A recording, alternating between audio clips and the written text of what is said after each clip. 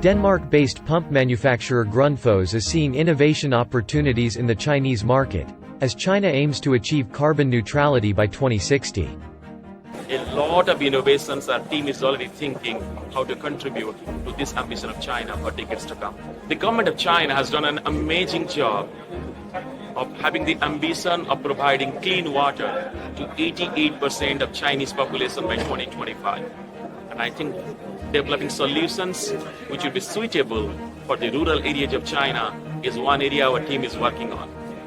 The second ambition of Chinese government to have carbon peak by 2030 and carbon neutrality by 2060 is an amazing aspiration. We as a company believe in globally innovate, locally solve. In 2020, in China, we launched the smart pumping systems. In 2021, we launched compact pumping systems. Our team has been working in Shanghai, in Chengdu, and many parts of China to contribute to help this ambition of China on carbon neutrality for 2060.